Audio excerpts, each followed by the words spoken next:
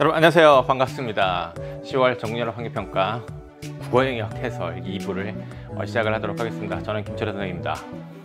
자, 오늘 여러분 정말 고생 많았습니다. 선생님도 1교시부터 이제 여러분과 함께 문제를 풀었어요. 그리고 이제 2교시 감독까지 하고 여기 이제 EBS 와서 이제 녹화를 시작을 하는데 좀 지쳐 보이죠? 네. 선생님도 이렇게 조금 이제 지쳐 보이는데 여러분은 아마 더 힘들 거라고 생각을 합니다. 이제 그만큼 또 오늘 1교시부터 쉽지 않았기 때문에 여러분 4교시까지 다 치고 나면 당연히 선생님보다 이제 힘들겠죠. 자, 그럼에도 불구하고 또 여기 이 화면 서로 마주해서 이렇게 또 열심히 공부하는 모습 정말 여러분 대견하고요. 자, 그렇게 노력을 한다면 중요한 것은 이제 반드시 여러분 그 수능에서 정말 좋은 결실을 거둘 수 있을 거라는 겁니다. 자, 그러한 자신의 노력을 여러분 절대적으로 신뢰를 하면서요. 흔들리면 안 됩니다. 흔들리지 않는 그런 마무리 공부를 잘 하기를 바랍니다. 알겠죠? 우리 꼭 그렇게 하기로 약속을 하는 겁니다. 저 선생님도요. 여러분 정말 크게 마음속으로 끝까지 응원할 테니까 여러분도 절대로 자, 여러분 공부를 하지 않게 만드는 그 여러분 자신에게 지지 말고요. 끝까지 잘 노력해서 좋은 결실 거두기 바랍니다. 자, 오늘 2부는요 11번부터 15번까지입니다. 이 다산문항과 관련해서요 이제 공부를 하게 됐는데, 마무리 공부를 할 때는요 일단 첫 번째, 내가 혹시 모르는 건 없는지, 잊은 것은 없는지, 좀 이해도가 떨어진 것은 없는지 이런 측면에서 여러분 아무래도 체크를 해야 하겠죠. 그 다음에 이제 두 번째, 실수한 것이 있지는 않은지 또 체크를 해야 되겠습니다. 그리고 세 번째, 효율성과 관련이 있는 측면이 있어요. 그 무슨 말이냐면, 이렇게 하면 좀 더 정확하게 빠르게 잘 풀 수 있는데 그렇게 못했어요. 나는 좀 시간이 걸리는 방법으로 생각을 해서 답을 골랐어요. 그러면 효율적인 측면에서 좀 떨어지는 거잖아요.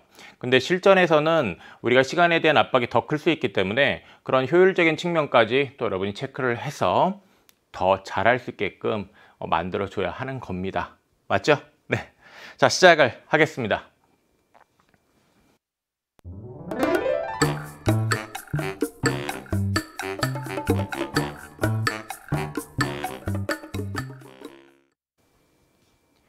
언어 5문제 이제 본격적으로 시작합니다. 우리 이 5문제 중에 이제 여러분이 특히 눈여겨봐야 할 것은 11번, 그 다음에 이제 15번이라는 생각이 듭니다. 아무래도 그 두 문항이 또 정답률도 이제 낮을 것 같아요.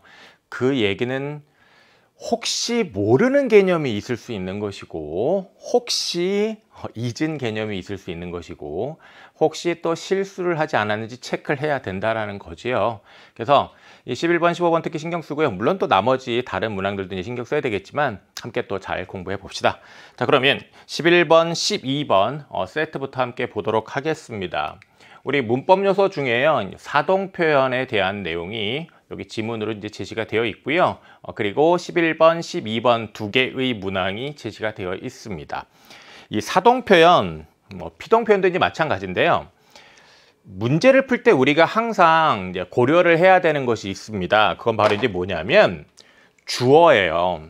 여러분, 주어라는 걸 생각을 안 하고 그 사동사라는 거 하나만 생각을 한다거나 사동 표현 그 요소 하나만 생각을 하면 안 되겠습니다. 무슨 말이냐면, 문장에는 주어가 있죠. 당연한 얘기입니다. 그리고 이 주어 뒤에 이제 사동사가 올 수 있는 것이고요. 그 다음에 이제 사동 표현으로 뭐뭐게 하다라는 또 이런 표현이 올 수 있는 것이죠. 사동이라는 것의 개념이 뭘까요? 사동이라는 것. 요거 한자 그대로 풀면요, 요 동작을 하게끔 시키는 거예요. 동작을 시키는 겁니다. 그럼 누가 시키느냐? 주어가 시키는 거죠. 그쵸? 그래서 주어가 자 여기 이 하게끔 만든다는 얘기예요. 그래서 주어가 뭐뭐게 하다, 뭐뭐게 만들다로 해석이 되는 것이 결국은 사동 표현입니다. 알겠죠? 그래서 사동사에 쓰이는 전미사 중에 피동사에 쓰이는 전미사랑 같은 것들이 있습니다. 그게 뭡니까? 이, 히, 리, 기. 자, 이런 것들은 뭐 피동전미사에도 있고요. 그 다음에 이제 사동전미사에도 있습니다. 자, 그렇다면 경우에 따라서는 우리가 그 똑같이 생긴 이희, 리기 이것이 사동전미사로 쓰인 것인지 아니면 피동전미사로 쓰인 것인지 구별을 해야 돼요. 그렇게 구별을 할 때 자, 어떻게 생각하면 된다? 주어가 동작을 하게끔 만드는 것이냐 아니면 주어가 어떤 동작을 당하는 것이냐. 당하면 피동사죠. 그런 의미로 여러분이 정확하게 이것이 사동전미사인지 피동전미사인지 또 구별을 해야 하겠습니다. 그렇다면 우리 지문의 내용을 살펴보도록 하겠습니다. 사동 표현은 주어가 남에게 동작을 하도록 시키는 뜻을 나타내는 것으로 라고 얘기를 하고 있습니다. 이렇게 개념적으로 정의를 하는 데 있어서도 주어 빠뜨리지 않고 있지요. 근데 우리가 문제 풀 때 자꾸 저 주어라는 것을 빼먹고 생각을 하는 경우들이 있어요. 그러면 당연히 선생님이 왜 강조한 것이겠어요? 그렇게 주어를 빼먹고 사고함으로써 실수하는 것. 절대로 그런 실수하면 안 된다라는 얘기를 하기 위한 것이었겠죠. 네, 좋습니다. 자, 그러면 우리 사동편의 개념 봤고요. 파생적 사동과 통사적 사동으로 구분될 수 있다라고 얘기를 하고 있어요. 두 가지가 있다라는 것인데 공부해서 알고 있을 거라고 생각을 합니다. 하지만 이제 여기 자, 우리 마무리 공부하는 시기입니다. 개념적으로 정확하게 알고 있는지 또 체크를 해야 되겠죠. 파생적이다라고 하면 접사를 사용을 한 겁니다. 이런 접사를 사용을 하면 파생어가 만들어지잖아요.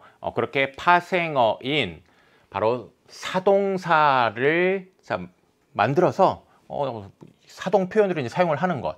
그게 이제 파생적 사동이 되겠고요. 반면에 이제 통사적이다라고 하면 이 적이라는 것은 스럽다예요. 그럼 통사라는 것은 문장이고요. 그러면 문장스럽다라는 것인데 즉 어떤 문장의 표현 형식을 사용하는 것입니다. 그래서 이제 대표적으로 앞에서 봤습니다. 이런 뭐뭐게 하다. 자, 이런 문장의 표현 형식을 사용하는 것.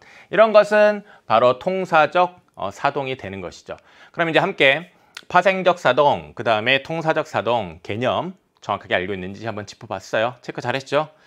그렇다면 이제 이어지는 내용 봅시다. 사동접사가 있습니다. 사동접사 이희, 리기, 우구, 추. 자, 이렇게 7개 외우고 있을 거예요. 그쵸? 네. 높이다라고 되어 있습니다. 그러면 주어가 높게 하는 겁니다. 높게 만드는 거죠. 좁히다라고 하면 주어가 좁게 만드는 겁니다. 울리다라고 하면 주어가 울게 만드는 거예요. 그 다음에 옮기다라고 하면 주어가 이렇게 옮게, 이동하게 만드는 겁니다. 피우다라고 하면 비게 만드는 것이죠. 자, 이런 것들이 이제 사동사인데요. 다만 일부 용어는 사동접사의 결합에 제약이 있기도 하다라고 얘기를 하고 있습니다. 여기에 보면 이, 리, 기, 우 이렇게 사동접사가 사용되어 있는데 사동접사가 결합이 안 되는 그런 안 되는 말들이 있다는 얘기예요. 그러면 이런 예외적인 것과 관련된 내용들은 출제 요소가 또 잘 되기 때문에 우리가 좀 더 이제 더 신경 써서 또 잘 봤어야 되는데 자, 제약이 있는 것과 관련해서 여기 제시되어 있는 걸 보면 예컨대 회사에 다니다, 손을 만지다와 같이 어간이라고 되어 있습니다. 여기에 이 어간의 개념 당연히 또 여러분 체크를 해야 되는 그런 개념이죠. 어간이라고 한다면 활용할 때 변하지 않는 부분입니다. 우리말에 있어서의 활용이라고 한다면 바로 그 변하지 않는 부분 이 어간에 여러 어미가 이제 결합을 하는 것인데 그렇죠? 그래서 이제 가다가 가고 가며 가니 이런 식으로 활용된 형태로 쓰입니다. 그게 이제 활용인데 그때 이렇게 변하지 않는 그 부분이 어간. 그냥 쉽게 얘기하면 기본형에서 다 떼고 나오는 부분. 그죠? 그래서 요 제시되어 있는 예, 다니다, 만지다에서 그럼 이제 어간을 찾으면 다니, 만지 이런 부분이 어간이 되겠죠. 그러면 이제 어간을 눈으로 빠르게 확인을 했으면 뒤에 이어지는 말이 그대로 이해가 됩니다. 어간이 이로 끝나는 동사다. 그렇죠? 어간이 이로 끝나고 있습니다. 니의 이, 그 다음에 여기 지의 이로 끝나고 있죠. 그 다음에 형과 만나다, 그 다음에 원수와 맞서다와 같이 특정한 상대 등을 필수적으로 요구하는 동사라고 얘기를 하고 있습니다. 그렇죠. 만나기 위해서는요, 상대가 필요해요. 맞서기 위해서는요, 역시 상대가 필요해요. 그러니까 이제 여기에 나와 있는 요 말, 특정한 상대 등을 필수적으로 요구하는 동사라는 것도 이 사례를 통해서 어렵지 않게 이제 이해하는 읽기를 했으면 되겠습니다. 돈을 주다와 같이 주거나 받는 뜻을 가진 동사라고 얘기하고 있습니다. 그렇죠? 이건 여기서 이제 주는 것인데 또 받는 것도 있을 수 있겠는데 어쨌든 주거나 받는 뜻을 가진 동사 이런 것들은 대부분이 사동접사가 결합되지 못한다. 제약이 있다는 얘기입니다. 그렇다면 여기 한번 붙여볼까요? 뭐 단위 뒤에 사동접사 뭘 붙일 수 있을까요? 네, 이의교구추 중에 뭐 단위추다, 단위구다, 단위후다, 단위이다 이상하죠. 네, 이상합니다. 안 된다는 얘기예요. 이 맞서다의 맞서 이 어간 뒤에도요. 자, 이걸 어건으로 쓰고 그 다음에 뒤에 사동접사 여기 이의기 우추 등에 뭘 붙였을 때 우리가 흔히 쓰는 그런 말의 형태가 안 나와요. 결합이 안 된다는 얘기죠. 자, 어려운 거 아니었습니다. 계속해서 이제 볼게요. 한편 사동 표현은 먹게 하다, 잡게 하다와 같이 자, 이렇게 개하다의 이런 형식을 씁니다. 이건 일종의 이제 문장 형식인데요. 이런 문장 형식을 쓰면 당연히 이 표현 자체는 당연히 어떤 문장스러움과 관련이 있지 않습니까? 통사적이라는 것과 관련이 있지 않겠습니까? 그래서 당연히 여기 통사적 사동이다라고 얘기를 하는 겁니다. 그러면 파생적 사동, 통사적 사동. 자, 여기서 이제 개념 이해했고요. 다음 이어지는 부분을 봅시다. 15세기 국어에서도 하면서 이제 중세 국어의 사동 표현에 대해서 설명을 하고 있어요. 그 내용을 이제 보도록 하겠는데 우선 파생적 사동은 그러면 이제 파생 전미사, 사동 전미사가 사용되는 것이죠. 이 15세기 국어에 쓰인 사동 전미사로는 이런 것들이 있대요. 이희기, 오우, 그다음에 호후, 아으. 자, 이런 것들이 있다고 얘기를 하고 있습니다. 우리가 외워야 되는 것들은 아니에요. 이런 것들은 뭐 수능에서도 출제요소로 사용되면 줄 거예요. 주어졌을 때 그 주어진 것을 가지고 이제 우리가 얼마나 잘 문제의 답을 고르느냐가 중요한 거죠. 다만 겉다와 같은 디귿 불규칙 용언, 자 여기서 이제 또 체크를 하나 해야 되겠는데 이 불규칙 용언 이것에 대한 개념이 있어야 되겠습니다. 그렇잖아요. 지금 이 지문에서는 불규칙 용언이 무엇인지 구체적으로 설명하지 않았어요. 그냥 바로 불규칙 용언하고 써놨어요. 그럼 이제 이걸 보고서 우리가 이것이 무엇인지 알고 있어야 좀 더 여기에 이어지는 내용도 잘 이해를 하고 문제도 잘 푸는 거죠. 그쵸? 그럼 여기서 체크를 해야 되겠는데 불규칙 용언, 이게 개념이 뭘까요? 우리 규칙부터 생각을 해봅시다. 규칙 용언이라고 하면요. 일단 기본적으로 활용할 때 형태 변화가 없는 겁니다. 형태 변화가 없으면 규칙 용언입니다. 예를 들어서 땅에 물건을 묻다라고 할 때 땅에 묻다라고 할 때 묻다 있죠? 이거는 그냥 땅에 묻어 이런 식으로 활용이 됩니다. 여기 지금 어간의 형태 변화가 없습니다. 그렇죠? 규칙 용언이에요. 그리고요. 규칙 용언에는요. 근데 형태가 변하는 것이 있습니다.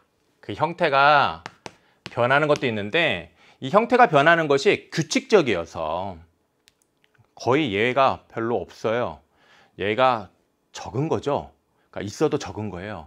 그러니까 대부분이 다 그 환경에 딱 놓이면 그렇게 변하는 거예요. 그러니까 규칙으로 설명이 가능한 거예요.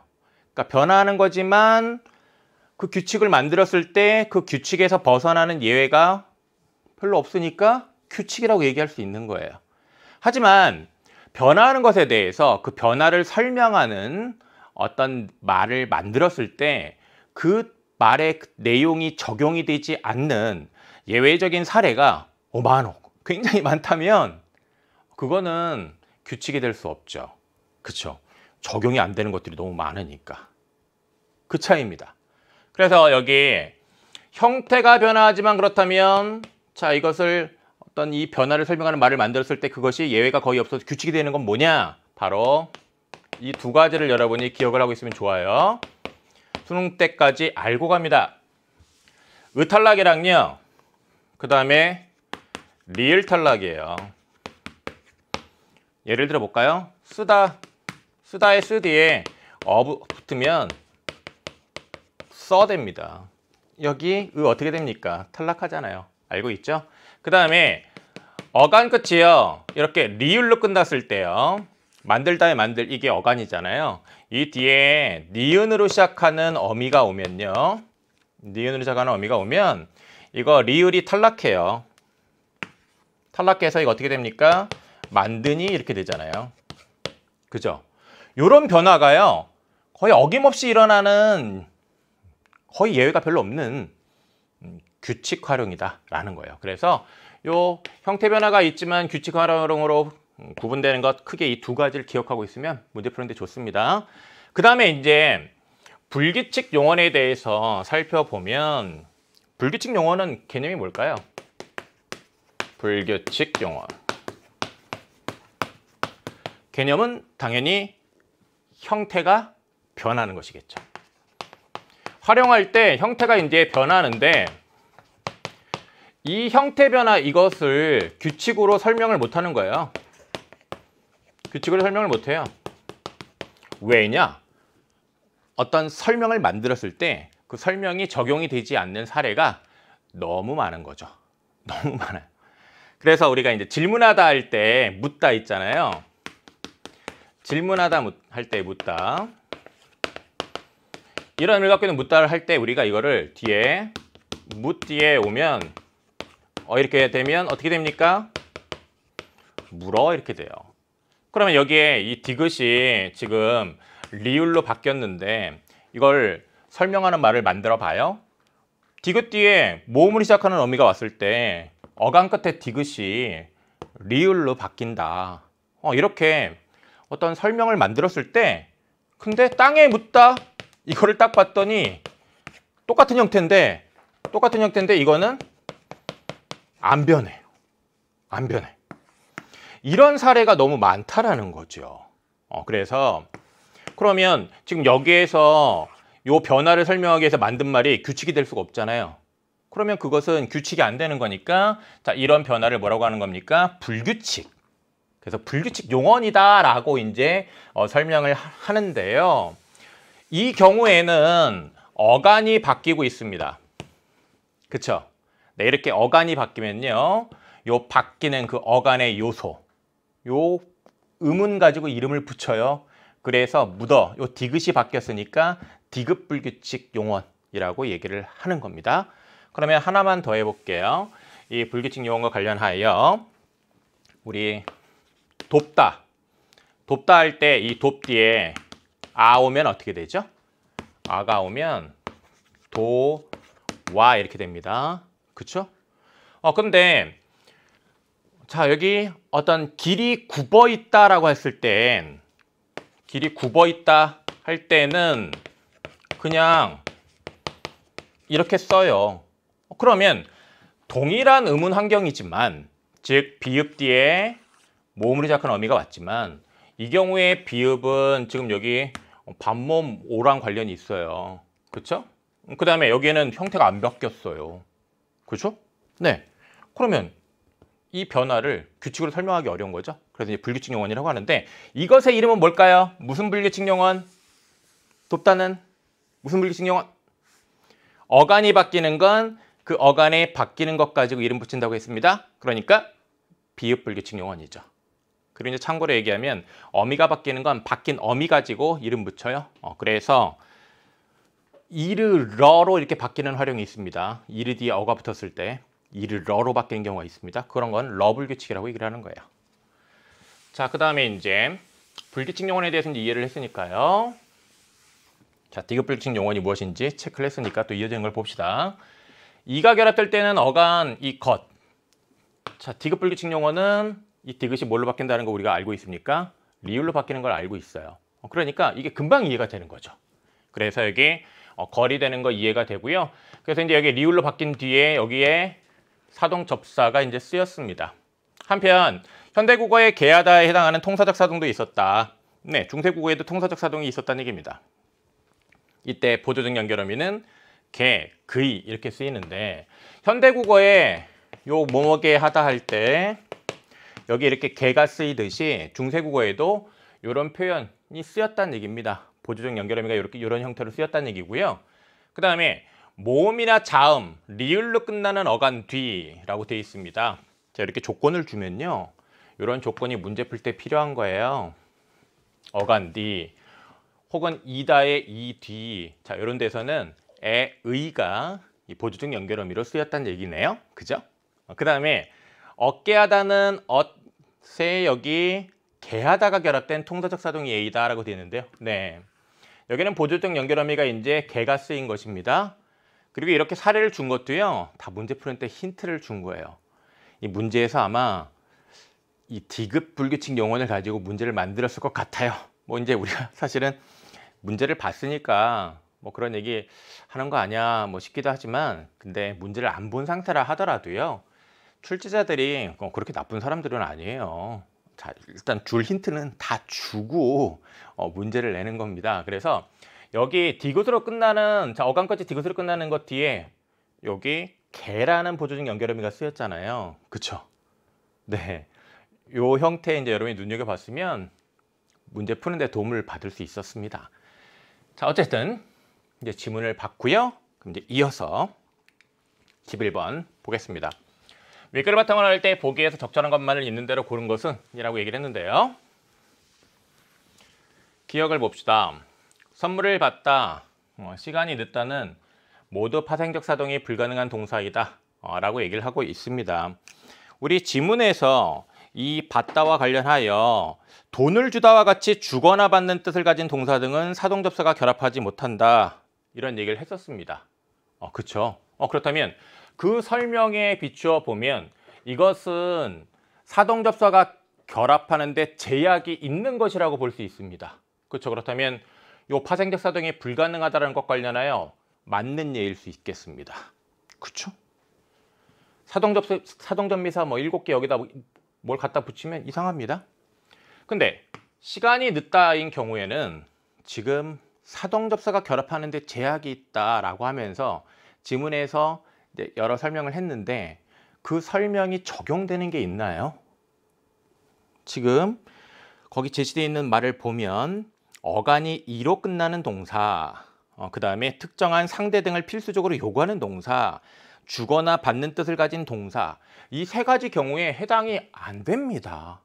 그렇죠. 그리고 사동전미사 이제 이일이기 우구추를 여기다 이제 갖다 결합을 시켜 보면 늦추다 이렇게 된단 말이에요. 이 단어가 우리 여기서 처음 보는 건가요? 아니죠. 문제 풀 때도 이렇게 늦추다라는 걸 여러분이 떠올렸어야 하고요. 그렇다면 이렇게 사동전미사가 결합된 사동사가 있으면 이것은 파생적 사동이 불가능한 것이 아니겠죠? 그렇다면 기억은 적절한 것이 아닙니다. 그렇죠? 이렇게 사고하는 것이 여러분이 훈련이 좀 돼 있어야 돼요. 그래서 요 기억을 잘못 판단한 학생들이 답을 4번으로 많이 골랐어요. 4번에 기억이 들어가 있잖아요. 그래서 답을 4번으로 이제 골랐을 텐데 요 기억에 대한 것부터 정확하게 판단하는 것 여기서 다시 한번 연습해 봐야 되겠습니다. 그게 정확하게 함정에 빠지지 않고 사고하는 경험치가 쌓이고 쌓일수록 수능에서 실수 안 하고 정확하게 푸는 거거든요. 니은 볼게요. 넋을 기리다와 달리 연을 날리다는 사동접사가부터 만들어진 동사이다, 이렇게 설명을 하고 있습니다. 기리다, 어간이 어디까지죠? 다 떼고 남은 길이, 이 부분이 이제 어간이 되겠네요. 그럼 여기 이 어간은 지금 무엇으로 끝났냐면 이로 끝났네요. 그렇죠?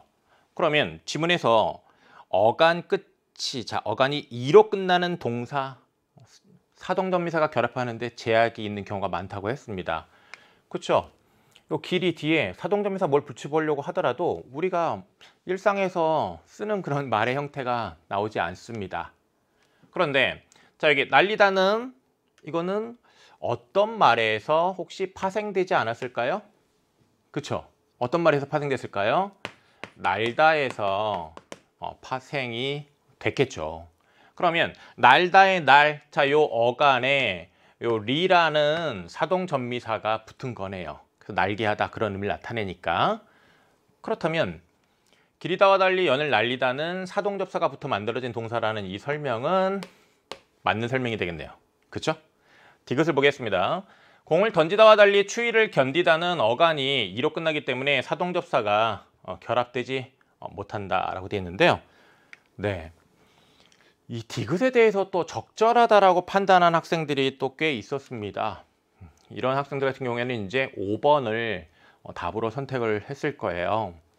그래서 5번을 이제 답으로 선택한 학생들 중에 이 디귿에 대해서 이제 판단을 다시 해봐야 되는 그런 학생들이 있는 거지요. 보겠습니다. 여기 달리가 있는데 이 달리를 잘 못 봤는지 판단을 잘못한 것인데, 여기 던지다의 어간은 뭡니까? 던지. 그러면 어간이 뭐로 끝나고 있죠? 이로 끝나고 있어요. 그 다음에 추위를 견디다 할 때 어간이 어디까지죠? 견디. 그럼 역시 이로 끝나고 있습니다. 그러면 두 동사 다 어간이 이로 끝나고 있습니다. 그러면 두 동사 다 어간이 이로 끝나기 때문에 사동접사가 결합하는 데 이제 제약이 있는 것인데요. 실질적으로 여기 뒤에 또 사동접미사들을 결합을 해 보면 우리가 일상에서 쓰는 그런 형태에 만나지를 못합니다. 다 어색한 형태들만 보이는 거죠. 뭐 던지우다? 이거 일상에서 쓰는 말이 아니잖아요. 그렇죠? 그렇다면 둘 다 사동접사가 결합되지 못하는 단어라고 판단을 해야죠. 그럼 여기 달리가 틀렸잖아요. 이렇게 달리 가지고요, 적절하지 않은 거를 만드는 선택지 난도가 꽤 높은 겁니다. 요 달리에서 틀은 것들 절대로 여러분이 판단을 잘못하는 그런 함정에 빠지면 안 되겠습니다. 요거 주의하세요. 좋습니다. 자, 그러면 리을을 보겠습니다. 적과 싸우다, 동생과 닮다라고 되어 있는데, 싸우다 상대 필요로 하죠. 닮다도 이렇게 상대 필요로 하죠.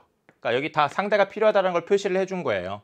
그러면 모두 특정한 상대 등을 필수적으로 요구하는 동사라는 거 설명 맞죠? 그리고 이제 이런 동사인 경우에는 사동접사가 결합하는 데 제약이 있다라고 했었죠?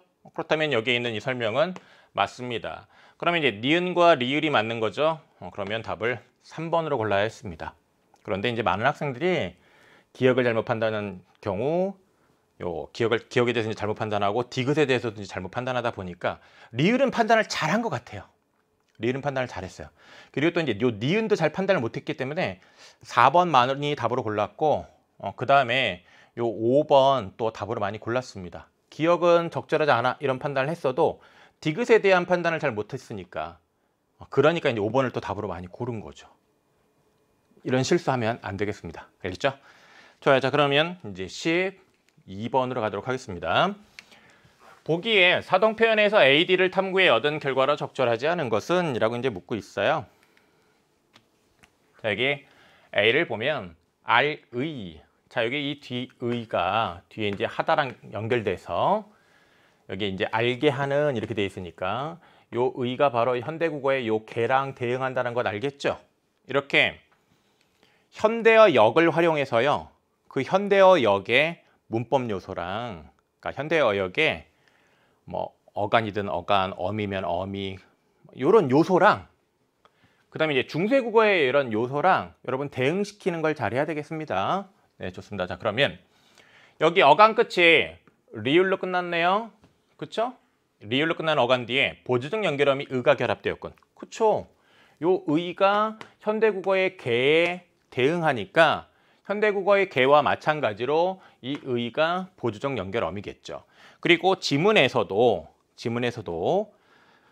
모음이나 자음 리을로 끝나는 어간 뒤, 자음 리을로 끝나는 어간 뒤에는 바로 요 의가 쓸 수 있다라는 설명을 하고 있습니다. 그 다음에 이제 2번을 볼게요.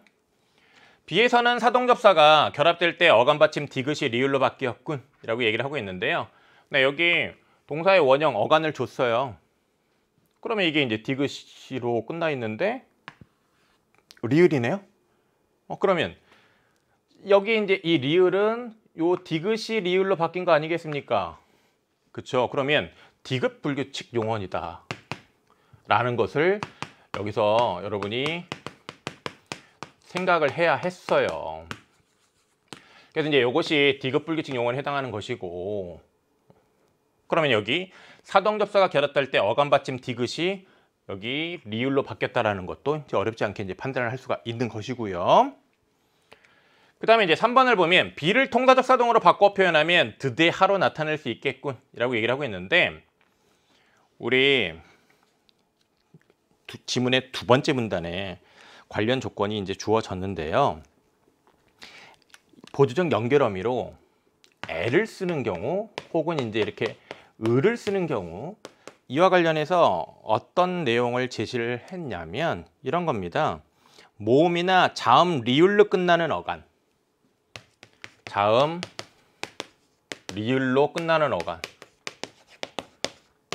여기서 주목해야 할 말, 어간. 여기 이 단어의 어간은 뭡니까? 여기에서 여기 원래 말의 어간은 요겁니다. 요거 들이 아니에요. 그쵸? 네, 파생되기 전에 원래 말의 어간은 요 듯이에요. 그러면 디귿으로 끝나는 어간이에요. 디귿으로 끝나는 어간, 리을이 아니라. 그렇다면 애를 붙여야 될 게 아니죠. 그럼 맞게 고치면 어떻게 고쳐야 되겠죠?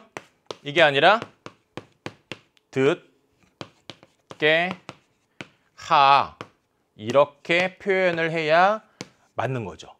그리고 이제 이에 대한 힌트는 또 지문에 어디 있나요? 지문 제일 끝, 어깨하다. 거기 지문 제일 끝에 사례로 이거 줬잖아요. 여기 똑같이 지금 디귿으로 끝났잖아요. 그리고 이제 여기 개 썼다라는 거잖아요. 그렇죠? 그래서 이렇게 디귿으로 끝난 건 뒤에 개를 쓴다라고 판단할 수 있는 그 기준이 되는 내용을 근거로 제시를 했습니다.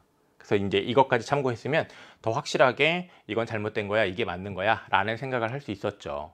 이렇게 맞는 것까지 생각을 잘 했는지 체크를 해야 되겠고요. 아, 이렇게 지문에 맞는 것까지 생각할 수 있는 그런 힌트가 담겨 있구나.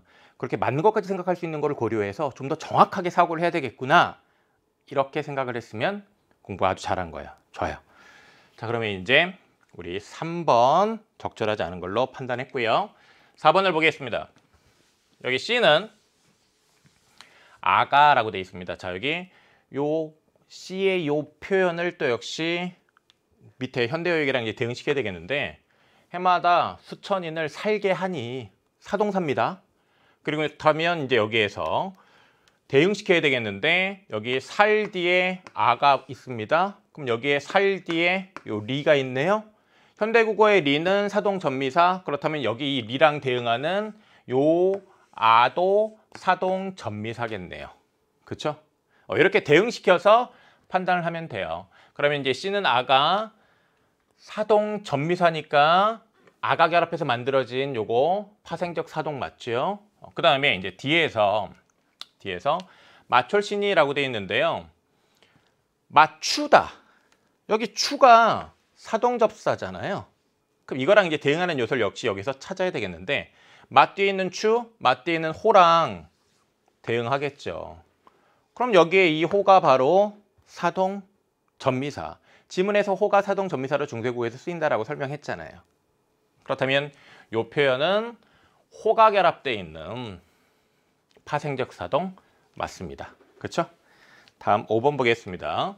C 뒤에는 현대국어에서 사용되지 않는 형태의 사동접사가 결합되어 있군이라고 되어 있는데, 네, 이것과 이것이 바로 사동접사란 판단을 했으면 현대국어의 사동접사는 이희리기 우구추니까 이런 아래아 쓰인 이 형태, 그 다음에 이제 이 호, 이런 형태 현대국어에 없다라는 판단 어렵지 않게 할 수 있습니다.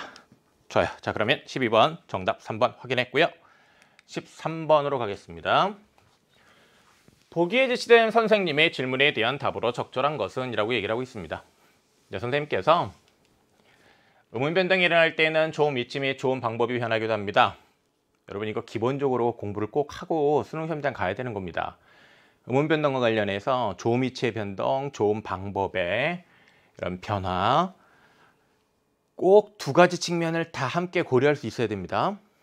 다음 단어를 발음할 때 일어나는 변화를 자음책을 참고해 이제 설명해 볼까라고 했는데, 여기 이 13번의 출제 요소로 삼은 지점들이요, 여러분이 보는 수능에서도요 똑같이 출제의 지점이 될 수 있습니다. 물론 이제 다만 문제의 어떤 포장은 다를 수 있겠죠. 하지만 그 묻고 있는 지점은 굉장히 중요한 지점이기 때문에 수능에서 이제 또 다뤄질 수 있는 거예요. 그래서 잘 공부를 해야 되겠습니다. 1번 선택지 보도록 할게요. 맞이를 발음할 때 일어나는 음운 변동에서는 조음 위치만 한번 변합니다. 라고 되어 있습니다. 그럼 이제 이 변동 우리가 이제 이해를 해보면 여기 이라는 자 이거 바로 뭡니까? 형식형태소입니다. 형식형태소. 요 형식형태소 앞에 있는 요 디귿이 지읒으로 바뀌고 있습니다. 그렇죠? 근데 이렇게 형식형태소의 그 이 앞에서 디귿이 지읒으로 바뀌는 것 혹은 티읕이 치읒으로 바뀌는 것 그걸 구개음화라고 하죠. 여러분 구개음화와 관련해서 이제 하나 더 확실하게 알고 가야 되는 건 뭐냐면 이건 평가원 시험에서도 이제 출제 요소로 다뤄진 적이 있는 것인데 이거는 일종의 동화 현상입니다. 그거 알고 가야 되겠습니다. 이게 이제 왜 동화가 되느냐라는 건데요. 여기 지금 보면 디귿이 요 지읒으로 이제 바뀌고 있습니다. 지읒으로 바뀌고 있는데 즉 뭐가 바뀐 거냐면 일단 기본적으로 조음 위치가 바뀌었습니다. 발음되는 위치가 바뀌었죠. 여기에 보면 이가 있어요. 요 이는 전설모음이에요. 전설모음인데 이렇게 바뀜으로써 소리나는 위치가 이제 비슷해졌다라고 봐서 이제 동화현상으로 분류를 합니다. 이제 그런 동화현상으로 본다는 거에 대해서 이제 여러분이 알고 있으면 좋겠고요. 그 다음에 이제 이 문제에 우리가 이제 집중해서 요 선택지에 대한 이제 판단을 좀 해보면 이거 적절합니까? 지금 여기 뭐 바뀌었습니까? 조음 위치 바뀌었죠. 그런데 무엇도 바뀌었습니까? 수평으로 이동한 게 아니라 한 칸 아래로 갔어요. 그쵸? 즉 파열음, 막았다 터트려내는 소리에서 파찰음, 막았다 터트리는 성질도 있고 공기가 나오면서 마찰을 일으켜서 내는 그런 성질도 있는 파찰음으로 바뀌었단 말이에요. 그렇다면 조음 방법도 바뀐 거 아닙니까? 파열음에서 파찰음으로. 그렇죠. 그래서 여기에 지금 보면 조음 위치만 한 번 변합니다 라고 설명을 하면 될까요? 안 될까요? 안 되겠죠? 조음 위치도 바뀌지만 조음 방법도 바뀐다. 이 문제는요 적절한 거 찾는 문제입니다. 그러니까 1번 답 아니죠. 이건 적절하지 않은 거예요. 그렇죠?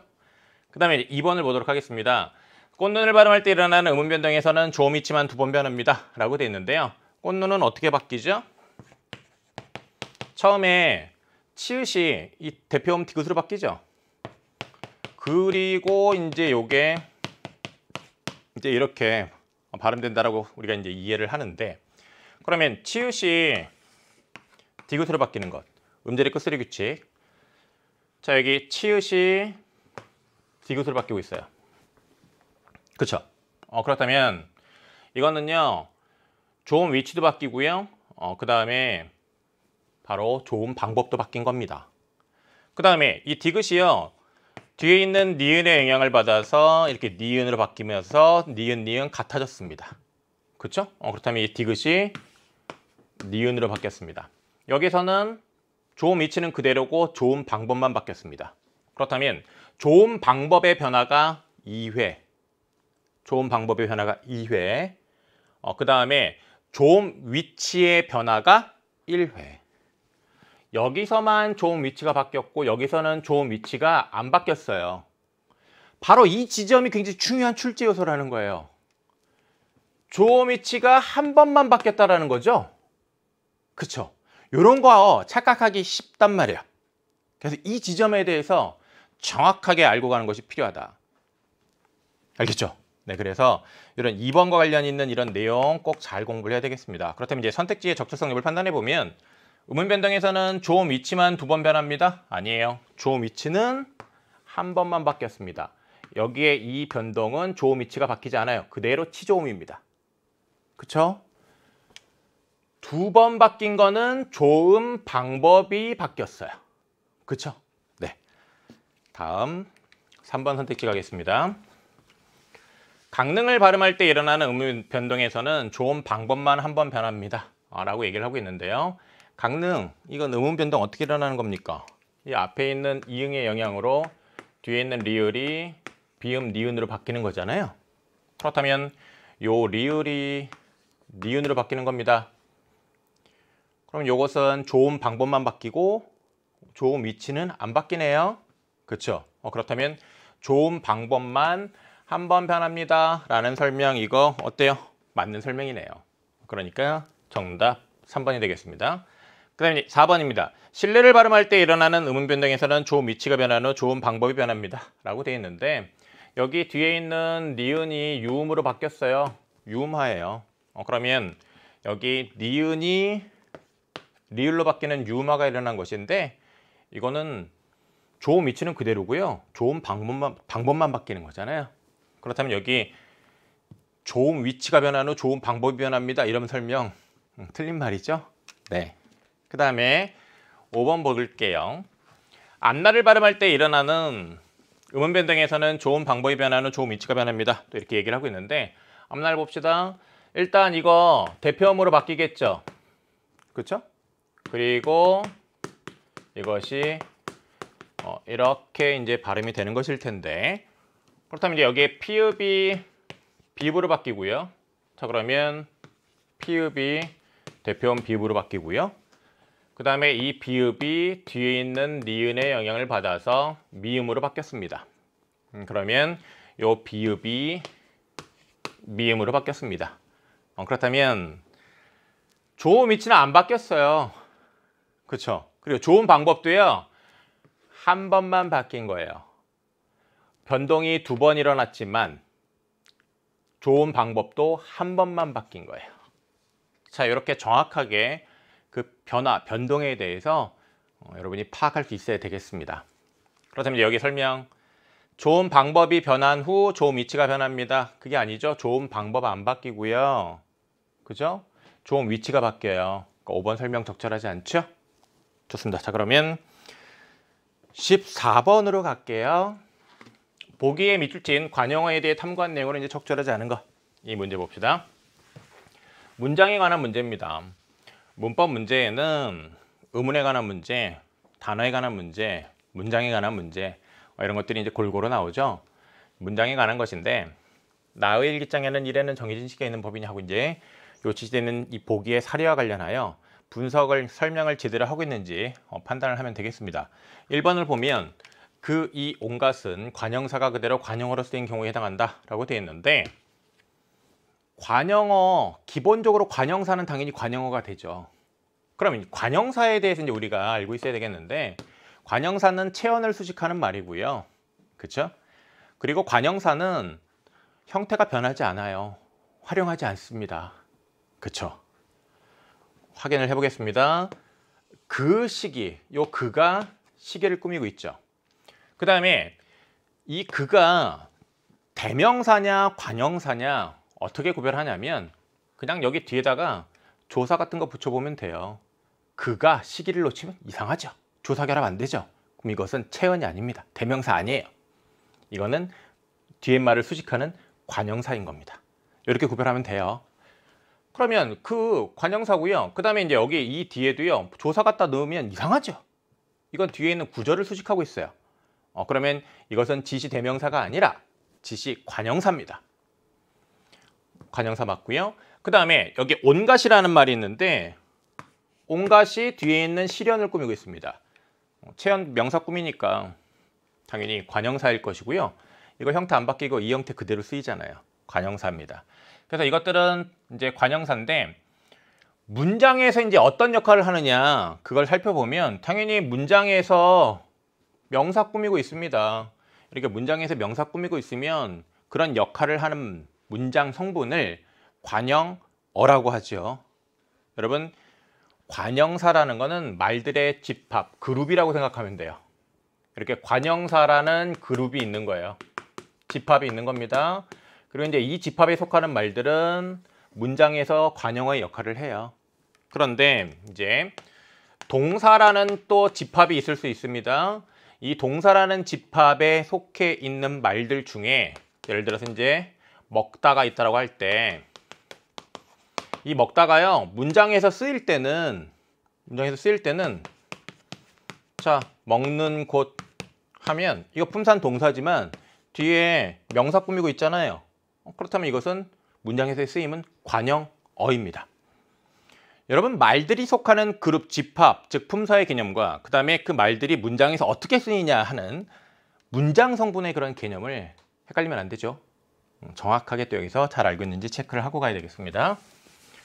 좋아요. 그 다음에 이제 2번을 보겠습니다. 정해진, 있는, 방황했다는 용언의 관형 사용이 관형어로 쓰인 경우에 해당한다 라고 됐는데, 네, 정해지다, 정해지다, 있다, 그 다음에 방황하다.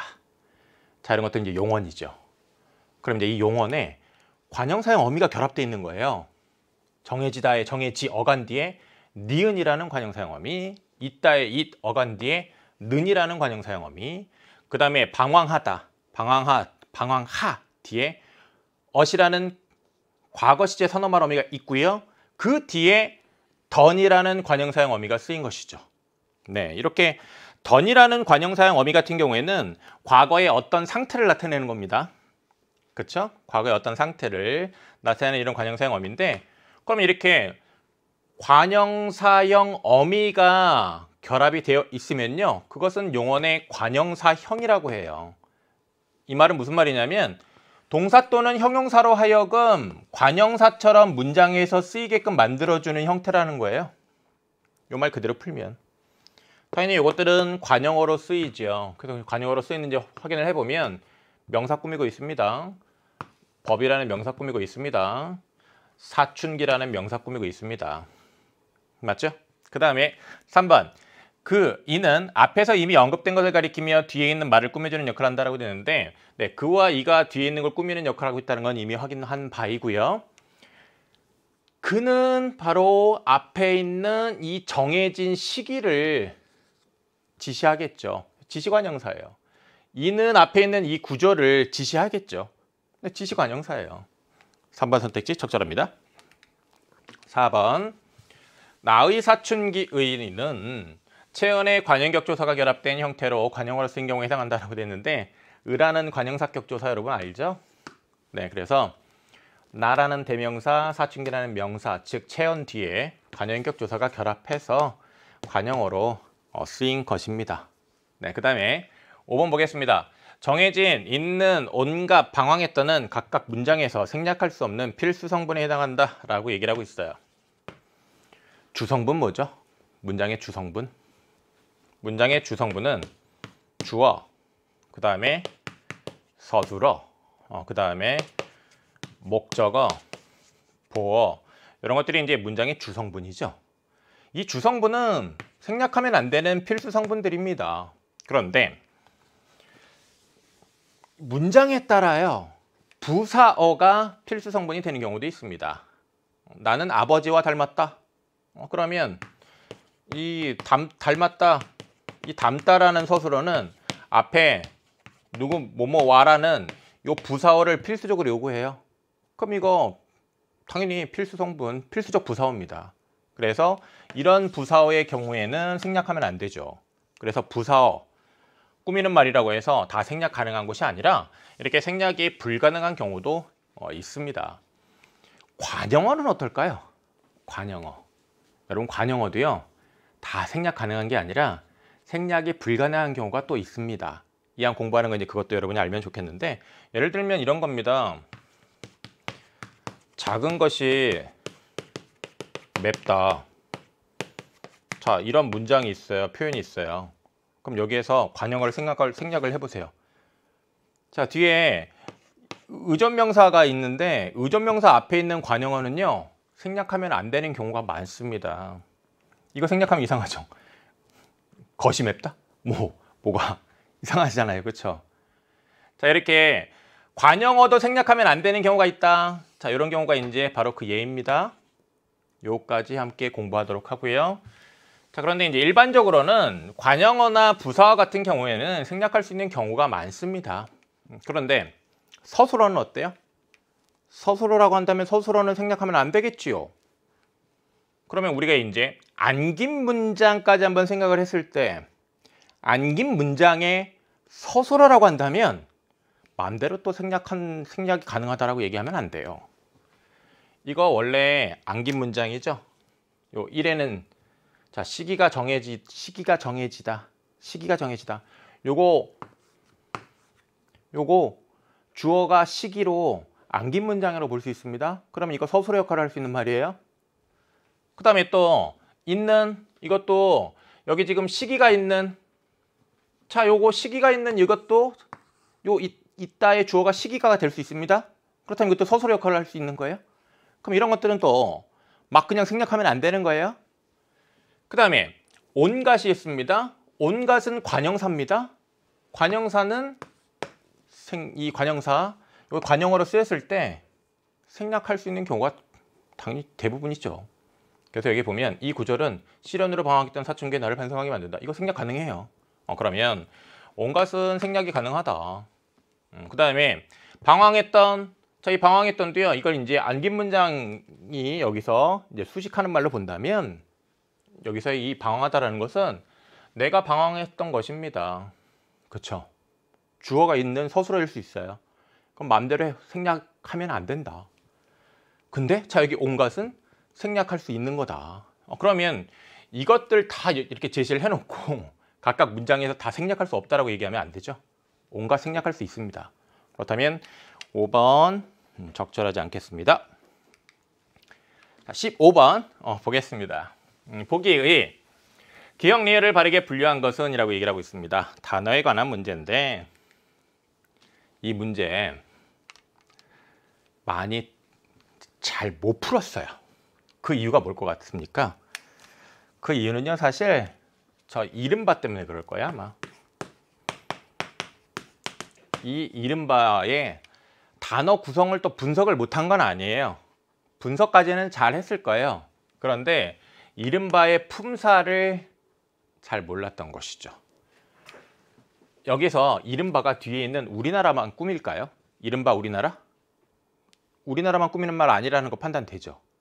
이른바 우리나라? 이게 아니라 이곳이 자 이른바 즉 세상에서 말하는 바 우리나라의 곡창지대이다.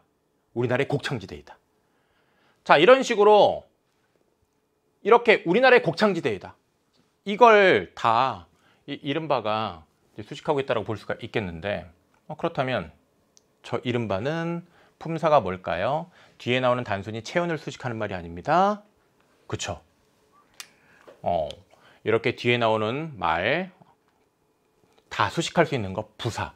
여러분 뭐 부사의 그런 역할을 하고 있다는 것들 이제 본 적이 있을 거예요. 뭐 요거 이른바랑 성격은 좀 다르지만 심리적인 태도를 나타내는 부사 같은 경우에 뭐 예를 들어서 다행히 자 이런 뭐 양태부사라고 하는데 그런 것들은 문장 전체를 꾸밉니다.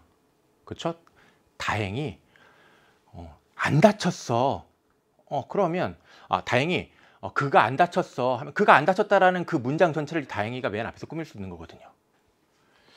자 그래서 이것이 품사가 부사다라는 거예요. 그래서 이 부사라는 품사에 대한 판단을 잘 못했기 때문에 이제 많은 학생들이 이제 틀렸을 텐데요. 자 여기서 알고 가면 됩니다. 자 이른바 부사다. 알고 가면 돼요. 이 틀린 거는 우리 수능 틀린 거 아닙니다. 그쵸? 그러니까 틀린 거에 너무 개의치 말고요. 이제 알고 가면 되고요. 수능에서는 혹시 뭐 이런 유사한 게 나오면 지금 이 경험을 바탕으로 그건 맞으면 돼요. 그쵸? 자 계속해서 이제 보겠습니다. 자 이른바 분석을 해보면요. 이르다의 이르 뒤에 니은 붙어 있고 이제 바 결합되어 있는 건데 뭐 분석을 하면 이렇게 이제 분석을 할 수 있겠습니다. 다시 할게요.